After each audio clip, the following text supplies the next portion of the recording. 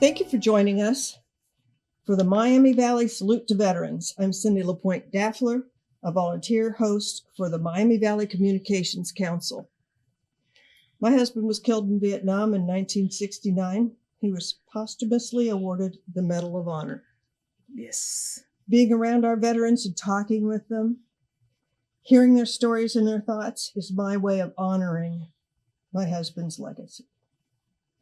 We hope that hearing these memories from the veterans of our community will help us all better understand the dedication of those who served.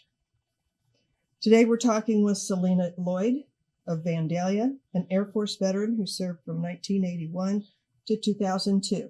Yes. She will tell us the story of her time in the military. Thank you for being here with us today, Selena. Thank you. It's my honor. When you went into the military, why? And why did you choose the branch that you chose? It's interesting because actually I was in ROTC in high school. Okay. And down in South in Georgia, ROTC, the biggest branch in ROTC is Army. So Yeah. I was in Army ROTC because Okay. that's all that was around the area I lived was Army bases.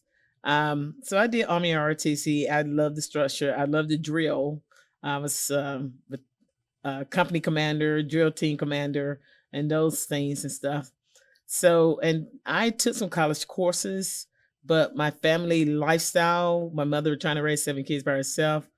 So I go, and I need to make a change because college is going to be challenging. Mm-hmm. I wanted to be more responsible on my own. So I like, let me join the military. And that way I'm out learning, out getting knowledge, and out on my own. But when I tried to join, they wasn't taking too many women at the time because too many women was getting in, getting skills, getting pregnant, and getting put out. Oh. That's when that pregnancy thing with women was challenging at that time. Mm-hmm. So the recruit at the time said, I'll put you in the reserve, get you your tech school, basic and tech school out the way. And then you'll come back and we'll do a hardship to get released to go active duty.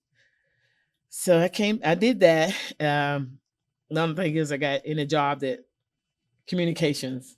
It's like, but I did it and I came back and I had to do some active duty when I came back from tech school because one, my clearance didn't go through at the time. Oh no. And two, Atlanta had a snowstorm, so I was pretty much the only switchboard operator on the base to work the switchboard because the other individuals could not get in, and I was living on the base at the time, Dobbins Reserve Air Base at the time, because I was doing some active duty time in the reserve. Mm. So that was interesting. But anyway, get to the point. Where was this base? Dobbins Reserve Air Base in Atlanta, Georgia. Oh, okay. Well, Marietta, but still right. Atlanta, Georgia. Right. So I did some reserve time and I'm trying to go active duty. So I finally got released from base reserve to go active. And my first assignment was Travis Air Force Base. And still I had to do communication because I was already trained in communications. Yeah. So yeah, my first assignment active wise was Travis Air Force Base in California. Oh my gosh. Yeah, Northern Cal. Okay. Okay. Mm-hmm. Yeah. So you took your basic in Atlanta? Or? No, my basic for the Air Force is one place. And that's Lackland Air Force Base in San Antonio, Texas. Okay. Yeah, they have one, not like the Army where there's several. They have one basic training base, and that's Lackland Air Force Base. So if you're an Air Force member, you could say we all share Lackland Air Force Base. I didn't realize that. Yes. Very good. Yes. Oh my gosh. Where did you take your advanced training? Was that in? My tech school training was in Wichita Falls, Shepherd Air Force Base, Texas. Okay. That's where I went for tech school training. Okay. How was that for you? It was interesting. Well, with the basic training, you got through that okay, obviously. Yes, I did. Yes, I did. It was an experience. I mean, I noticed I was having challenges with my knees, you know, just a little pain and stuff. but I got through it. I remember one time my TI training instructor got on me because ladies, we sometimes put them in our blues dress, and that's the skirt, and I had on stockings with my knees wrapped, and he like, Loyd, you making my ladies look bad with those wrapped up knees and everything. I like, well, sorry, sir, you want me to march or not? So yeah, Oh he was my just gosh. joking, but he was good for TI because even though we was female, we still had a male TI. Hmm. There was males who had female TIs, so it didn't matter. Yeah. It didn't matter. But so and then I was guide on, which means I was in the front, and he decided, well, I'm gonna put you in the back. So Oh I'm like, okay, I'm guide on in the back, but that's okay. So gosh.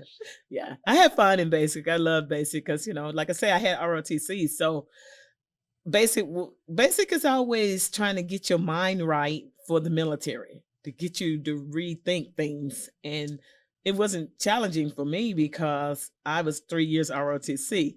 So But you were there. I already thought structure, organization, commitment. Yes, that was always my thought process. Oh, So, that's great. That's yeah. great. So you were kind of So some of the mind games they played, I played right along with them. sure. Yes.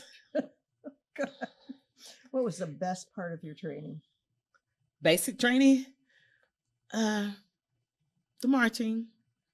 Just like the drills, Yeah. because once again, I love the drills. Yeah.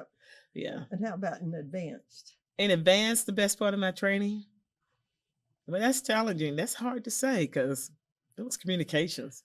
You didn't really choose that MOS. I didn't then. really choose that. Well, the Air Force would call it AFSC, but I didn't really FSC. choose. Yes, I didn't really choose that. It was chosen for me. So Yeah. yeah, but it was still interesting because I learned how to send messages everywhere, and I guess the best part of it was learning how to read a ticker tape of dots. Yep. Looking at 5 dots and knowing what that represent, and 4 dots what they represent. So don't ask me today; I can't recall, but Oh my gosh. but yes, yeah, reading tapes, just passing it out and knowing how to read those codes. Oh my gosh. Yeah. To me, that would be complicated, but yeah. Oh my gosh. Did any particular instructors stand out to you? Do you have memories of a particular instructor? Well, I never would forget Sergeant Mills. I can't remember his first name, but I never would forget him as my TI training instructor in basic. He was a tall, slim guy. Tried to be tough, but he wasn't that. I didn't think he was that tough. But I never would forget him and stuff because I remember one time I was went to church, and I went to church different from a lot in my unit because I always went to a different service.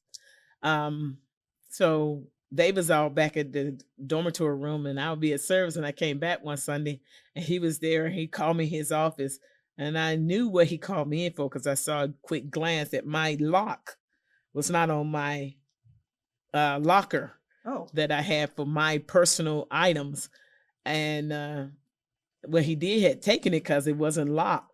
So he called me in his office Oh. to tell me, give me a hard time about it and reprimand me and everything. So he called me in there. He said, Airman Loyd, da da da. And I said, sir, I got to it before he could even get to it.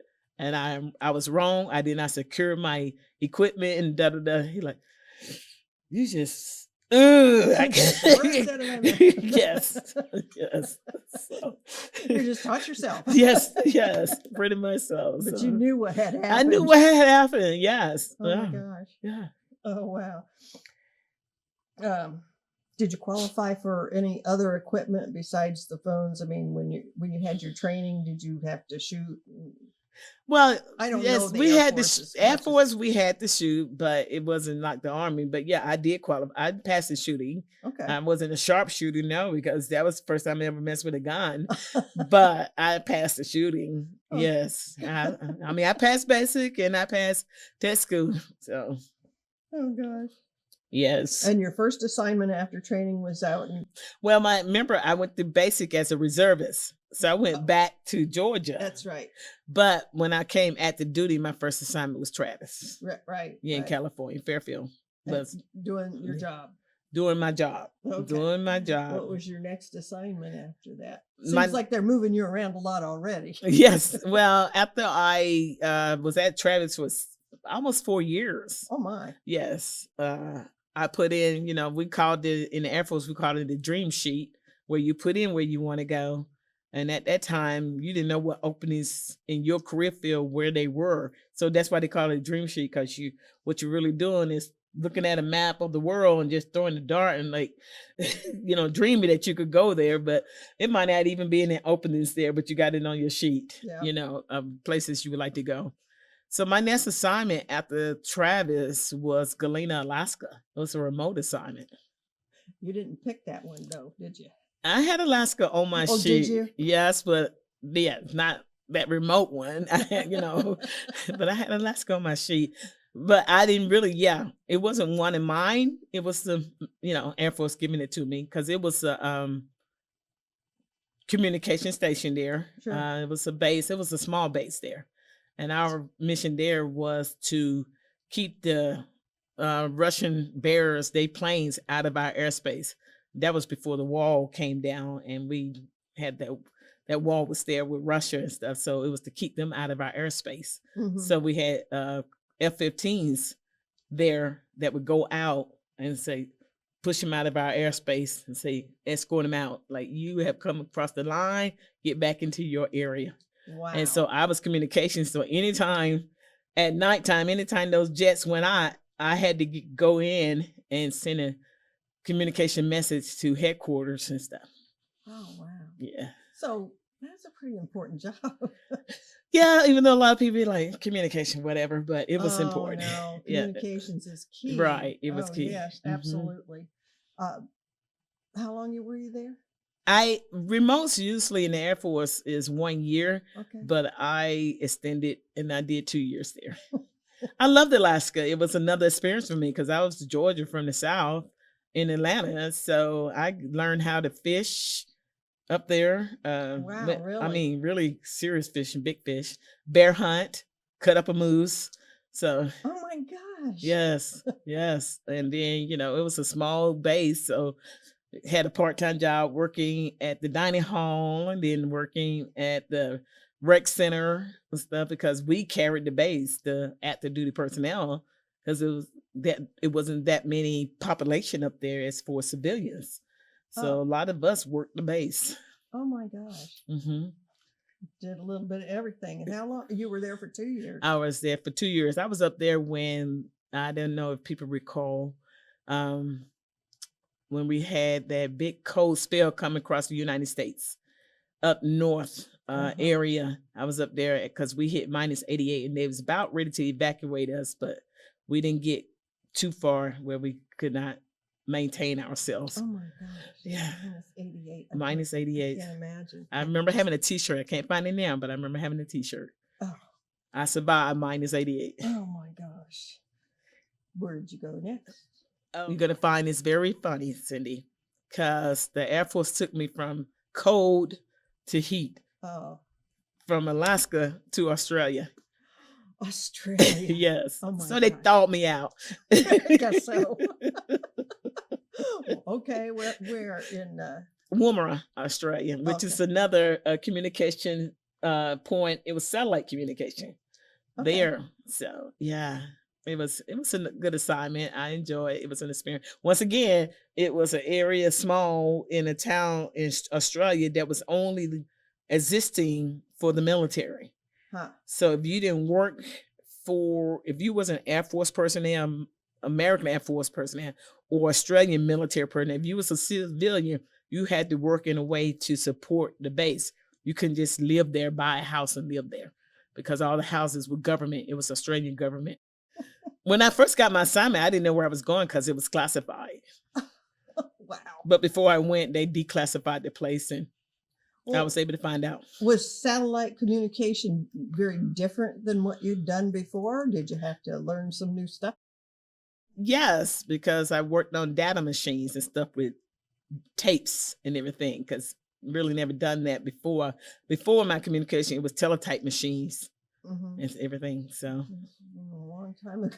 yeah, it was working with data communication, big wide band tapes, Wow. and then sitting at computers and working those computers.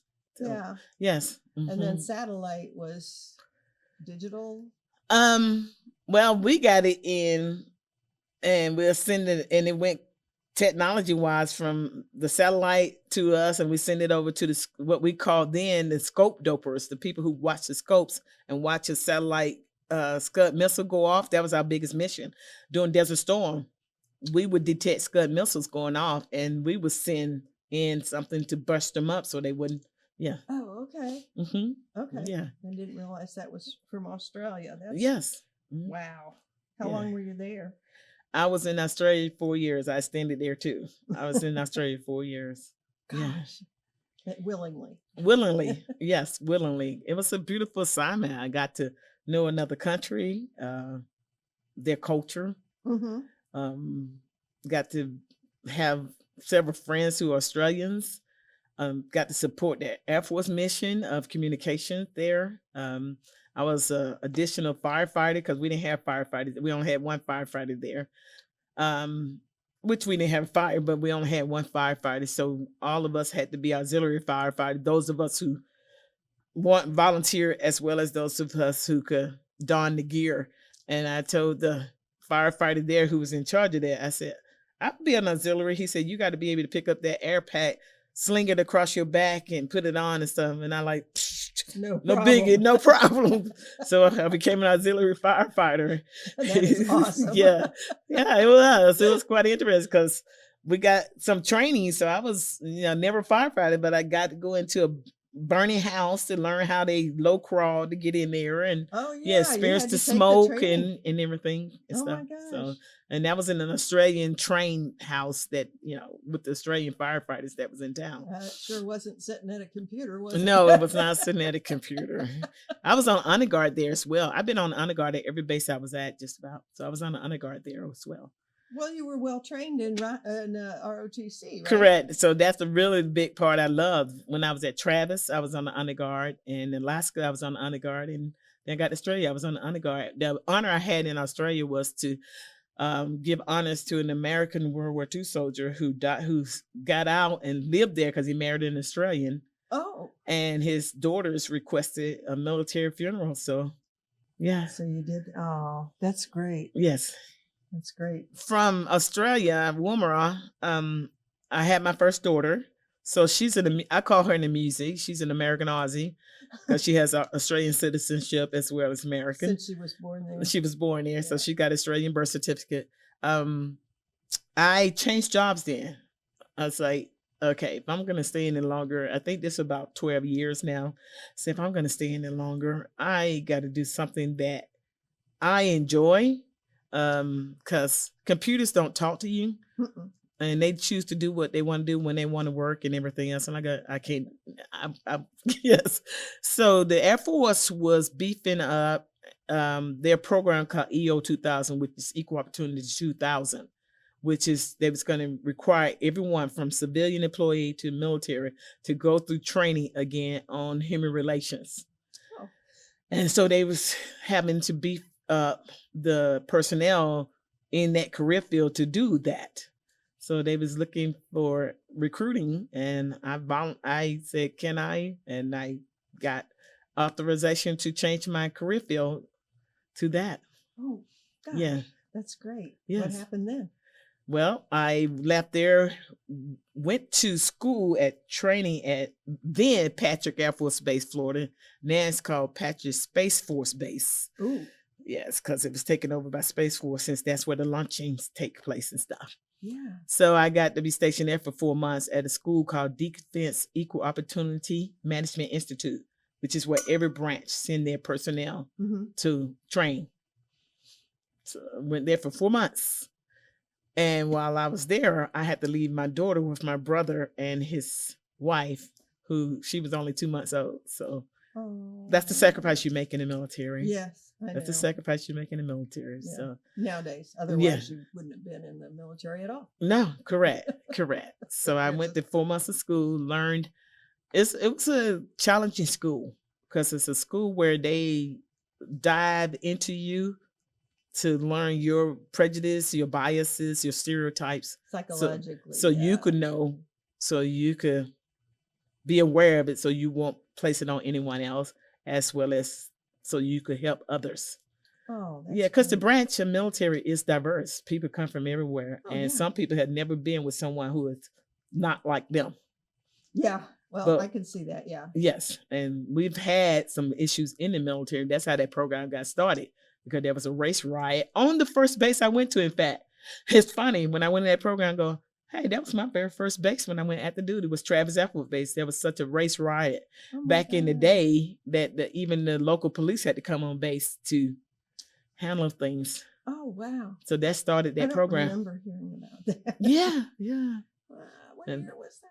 that was back in 70 something that it happened. Uh-huh. Yes, and that's what got that program started, because it was Yeah, it was we're two gonna have to- bases. yeah, It was we're two gonna have to bases do that a big racial war broke out, and they had to, yes. So that started that program of human relations, equal opportunity. Yeah. Oh, wow. Mm. So what did you do after that? After, where were we? After schooling, my first assignment was in San Angelo Air Force Base, Goodfellow Air Force Base, San Angelo, Texas. Okay. And I went there, and I was on the staff to do climate assessment, which means I went into an organization and I talked to personnel, looked at their organization structure, and I gave them anything that might be impending their organization to be better because of relations. So that's what we called it, the climate assessment. We will go in, talk to people, ask questions, Oh, look that at kind the of climate. that kind of climate, personnel climate, climate. human climate assessment. Yes. Yeah. And then also I was taking complaints of discrimination and investigating them and stuff, and writing up reports and Yeah. sending the legal for review, and they make a determination. And yes. Wow. Well, in the civilian world, we call it diversity training. And Well, that's what they call it now in the civilian Okay. world, because before it was just EEO, Yeah. which is that's why the military, Air Force changed to military equal opportunity. Yep. If you're just joining us, this is Miami Valley Communications Council Salute to Veterans podcast. I'm your host, Cindy LaPointe-Dafler. And today we're talking with Air Force veteran Selena Loyd. Thank you for being here. Thank you for asking me. I appreciate it. I usually don't share my story. You don't? No, because it's not much. It's a great story. Well, I don't think, when I be at the Miami Valley Veterans Museum in Troy, you hear all these stories of, oh, I worked on this plane, or I did this and I did that. And it's like, yeah, that's great. That's great. That's awesome. And a lot of people in the military don't share their story because they go, I served. Don't have no wartime stories or no combat stories or no big mission story. I served. And what I tell them is, when you signed up, yes, you didn't know right if you were going to go into combat. No, I did not. If you were going to be at risk like that. Yeah. We was very pivotal to the Desert Storm when I was in Australia. We was very pivotal. We just wasn't there. So that's why nothing to the VFW, think great of them, but I cannot join the VFW because I was not boot on ground. Really? Yes. Okay. So you're in the American Legion? Yes. Okay. I'm a life member of the American Legion, life member of AMVETS, and the life member of the DAV. Okay. Great. All right. So your last assignment was where? My last assignment, before I left Australia, I met my fiance. Okay. And so my last assignment, we got stationed at San Angelo, Texas. Good fella. He was also in the Air Force? He was also in the Air Force, accounting. Okay. And yes, accounting. So he finally came back because I left Australia before he did. And he finally joined me in Goodfellow Air Force Base. Okay. We spent years there, several years, and then got assignment to Randolph Air Force Base, San Antonio, Texas. Oh, okay. So where I started as a reservist for basic, I ended up in the same area, San Antonio, Texas, just a different base. Uh-huh. And that's where I retired of. But so my last assignment was Randolph Air Force Base, San Antonio, Texas. I was there for my last 4 years, I think it was. Yeah. Okay. Hmm. Okay. Yes. I did about 4 in San Angelo, Goodfellow, then 4 down there. And 20 years came, and my daughters were getting older. How many did you have by then? I had two. I had two. Oh my gosh. Yeah, because while I was at Goodfellow, my youngest was born. Oh. So yes, so Oh, I that's had two. wonderful. Yes. So I go, it's time for me to be more attentive to them. They tried to talk you into staying? Well, not really. Okay. Somewhat, but yeah, but well, actually, that's interesting too, because around my retirement time, 9/11 happened. Uh-huh. So I was held up to retire when I wanted to because they Mhm. was putting a hold on us. Yeah. But they eventually released me and let me go. Yeah. So yeah. So the weekend that I retired, that Friday, I graduated with my bachelor's that Sunday. Wow. So it was all one weekend. That's Right. an exciting weekend. Yes, yes. Oh my It was God. a very And that's after 20 years. after 20 years. Oh, that is marvelous. Yes, after 20 years. So Oh, wow. yeah. So 20 years I go, okay, he could stay in, I could get out and be a mom. And he could stay in and finish up his time for 20 or go more. So I got out, and then he got an assignment to Italy. So I went to Italy as a There you go. family member. That's great. And I was very active there, and then I eventually worked on the base there. So What did you get to see of Italy? everything, just about. Oh, that's great. Everything. Rome. I saw Florence. And I went to and saw the Last Supper because I went to Milan and saw the picture of the true actual Last Supper. We got to go to Sweden. We got to go to Germany. We got to go to Austria. We got to go. Then right before we left, we went to Egypt because we were so close. So we went to Egypt. Oh, And wow. stuff. So we got to go to a lot of places. I took my daughters to London. My daughters and I, husband stayed back at the time because he was working. So my daughters and I took a trip to London, and we saw 2 plays there and stuff, which was great. The Lion King Okay. and Fame. And they enjoyed it and got to ride it on the London subway. So that was interesting for them. Oh my gosh. Yes. That's neat. Yeah. So they've been exposed to the world. Right. Yes. Well, to Europe and Egypt. Well, Egypt, Europe, Austria. Yeah. They spent a couple of nights in a castle in Sweden. So yes. Oh, wow. Yeah. So they got to see beyond, which is a great thing. Oh, I think that's great for a lot of children. So you don't come up close-minded.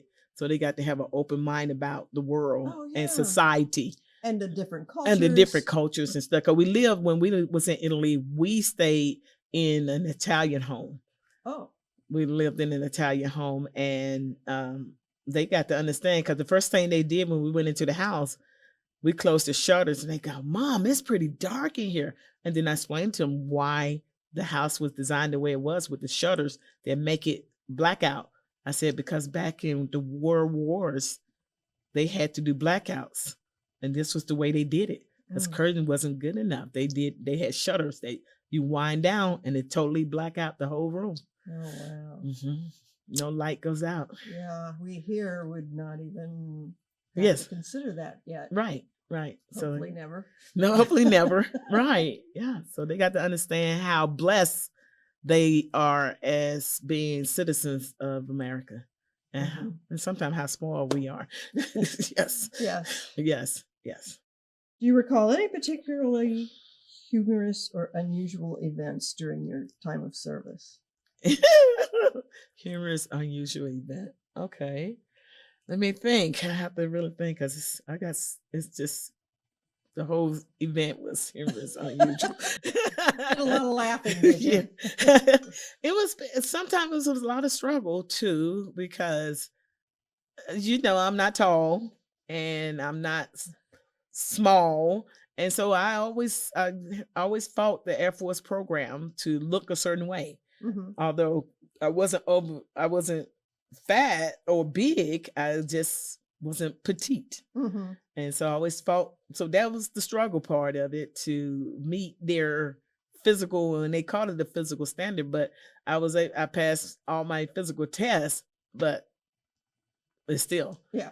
because Air Force is also image as well. So yeah, which is understandable, but still it was difficult because everybody's not built the same. No. Everybody is not built the same. That's right. And so those of us who is not tall and slim, model like, we fight. We fight the battle. Yeah. We fight the battle. Oh my gosh. So that was the struggle part. The humorous part is just going to the different bases and experiencing even in the States, going to California, experiencing California, being from Georgia. That's a different culture too. That's a whole different culture. Alaska, just more I went, the more. And then Texas, I can see why Texans are so proud, because that's their culture. That's how they are. I remember I had a supervisor, captain, who told me the story about when she was stationed in Minot, her husband had a bag of dirt that he put up under her when they had their first child, to make sure their child was born on Texas soil. Oh my God. But that's, in their schools, they teach everything about Texas in the younger grades so they can understand their state. And so I go, now I know why Texans are so proud. And of course I got a Texan too, because my youngest was born in Texas. True. What are your kids doing now? My oldest is in the child care center at the base, working in their area. And she's going to master's program because she's got her bachelor's, and to teach at 5th or 6th grade in math. She loved math. Oh, wow. So she's going for a master's to get her certification per se. And then my youngest is up in Minneapolis. She just started working this year, about 6 months ago, for United Way as a donor contributor to write stories and everything else for United Way. She has 3 bachelors and a master's. So her master's is in communication. So she's up in Minneapolis, Minnesota. Oh my God. Yeah, that's what she'll be home in the 18th to visit. Yeah. Oh, that's wonderful. So you've got 2 successful daughters. They doing well. Yes. They doing well, and I always let them measure their success on their level. Yes. Because I never have put anything it's the on it. happiness factor, isn't it? Basically, it is, are you feeling like you're fulfilling your purpose that God gave you? Mm-hmm. That's it. Exactly. And what about your husband? We're divorced. Oh, okay. We're divorced. In fact, because we came back here, that's how I ended up here, because I'm born and raised in Atlanta, Georgia. Yeah. Yeah, you wonder, how did she get here? How did you get here? Yes. That's how I got here. My ex-spouse is from Troy. Okay. He's from Troy. So when we was getting out, we was still over in Italy, and we was going to be retiring while he was overseas. So Air Force at that time, you could not retire overseas. You had to come back, get assigned to a local base to retire from. And so he came back here. We taught me into coming back here to Troy, to an area he was used to, comfortable with, and retire from Wright Pat. He never worked at Wright Pat. He was just assigned to Wright Pat to retire. Gotcha. Yeah, so ended up in Troy. And but that's good. Yeah. I mean, I always believe that even if it's not, when you do something that is not within his plan, the Father's plan, his will still will be done. He will work it out for his glory. Wanted you here. Yes, yeah. And it's been a blessing being here. I got a great church. I got a great support system. Although all my family's down in Atlanta, I got a great support system with my church. I love my church. I love my pastor. I love the ladies of my church, who's my sisters in Christ. I love my brothers in Christ there as well. So I got it. I might have been, might be divorced, and my daughters might be everywhere gone. I got what I need. I got my church family. God has always blessed me with a church family everywhere I went. I always had a church. I always had a family. I always had a family network. Tell me about your work. My work that I do now, I am in charge of the Veteran Services Office in Miami County, helping the staff to do what they need to do and carry out the board's visions Which is helping the veterans, coming up with programs to be better for them. Right now, we're establishing, which other counties has already established in their way, but we're establishing our dental care program to assist with dental care oh and good. stuff. So, because that's a costly program, but it's a healthy program. It's a necessary good dental hygiene is necessary because Mhm. it affects everything else. So we're making sure that we take care of our veterans who have challenges of affording good dental care.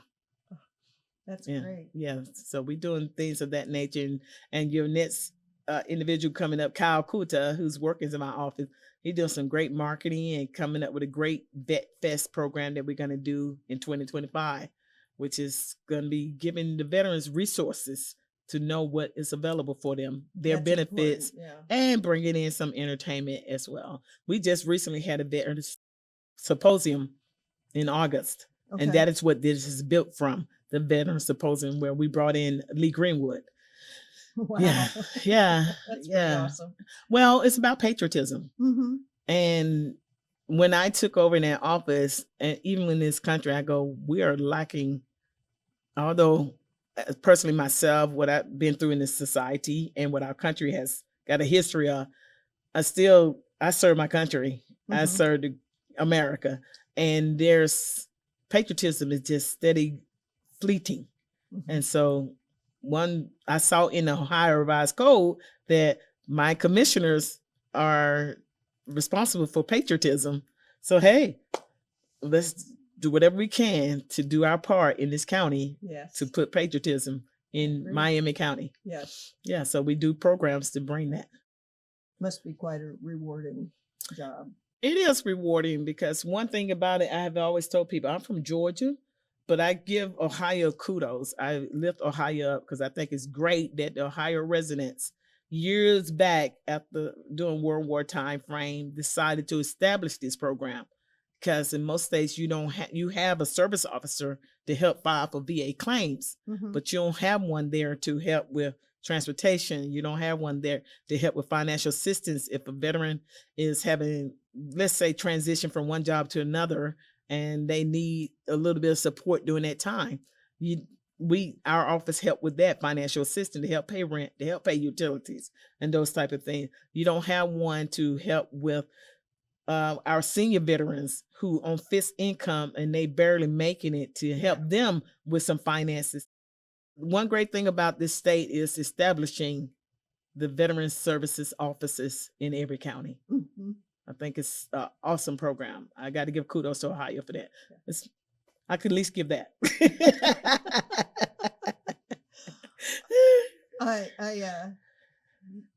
You have served your whole life.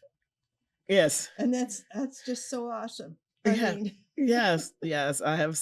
Yes, because when I left the military, I'm like, okay, I'm through with military, through with all this, and then the Lord put me into this job. That's Like, right. no, you're not. You're not done. I put you through all that. So, because I also got my bachelor's in human services, and I have master's courses full of train, even to doing my internship in counseling. So he's like, I put through all that so you could help in this area and stuff. So that is just amazing. It's been a blessing. Do you ever talk to any of the people that you've served with, or do you keep in touch? Yes, I do. That's the only reason I keep a Facebook page. I hardly post. When people are like, you got a Facebook page? You don't want mine because you don't see anything from me. I mean, maybe like this time of year, I'll post and go, my year been great. I've been blessed with da da da da, and I look forward to the new year. But daily posting, I am not one, because my focus is always working, and serving. So I do have friends though that I keep up with through Facebook and get to see how things are going with them, and I'll reach out every once in a while to them, even my Australian friends and stuff. Cool. Yeah. That's why people's like, why don't you keep your cell phone on at night? No, I turn it on silent because they're in a different time zone. And if they're pinging, I don't need to be waking up by them pinging. So, exactly. I do the same. Right. So you don't attend any reunions with them? I have never been able to make one. No, I don't Well, you tend. moved around a lot, so you were in different groups. I have so many. Yes, Yeah. it's so many that I know from different places and stuff. Mm-hmm. Yeah, I keep up with my daughter's godmother, who's an Australian. Her name is Belle Bayard. She's an Australian. I keep up with her because she's my daughter's godmother, my oldest daughter godmother. And so I keep up with my Texas friends that when I was stationed in Goodfellow and San Antonio. Mm-hmm. When we was in Italy, I met some people over there that I keep up with. So yeah. That's great. Is there anything you have always wanted to share about your service or veteran experience that you have not? It's been a blessing to serve. I was honored, like I told you, I was on an honor guard in Alaska. So I was honored to be at the bottom of the steps saluting Secretary Cheney when he visited us. So that was an experience right there. And I will always recall that. Yeah. It's just been great. I mean, it's so much. What would you like people to remember from your story? Parents who are fearful of their child serving in the military, if that child chooses to do that, just trust and have faith and let them do it, because it's such a reward to serve. Mm-hmm. But I didn't serve for what I could get from it. I didn't serve for what I could, especially nowadays with service connection, disability and stuff. I didn't serve to come back and go, oh, I could get service connected for this and this and this. I serve because I just love military. I love structure. I love order. I love drill. I love the fact that what the military is about: unity, teamwork, the service before self, those type of things and stuff. So if you're going to serve because what you're doing for the country. The bottom line is the protection of the democracy, the protection of the freedom. Mm-hmm. Those times. Yes. That is great. That is great. Well, thank you so much for thank coming you. in, Thank you. talking to me. I really appreciate it. It's been a blessing. However, I got something for you. Yes? Remember, we had the Veteran Symposium and we established a Medal of Honor Hall of Fame. Oh. And Mr. LaPointe was initiated in it. So I have his ribbon to give to you this morning. So I want to give you that, okay? Okay. Now I'm going to do it the right way now, Cindy. Come on now. We did this at the symposium, but you was unable to make it. So we wanted to present to you this to make sure you got it for him being inducted into the Miami County Veterans Hall of Fame. Oh, that is wonderful. Well, thank you so much. Thank you.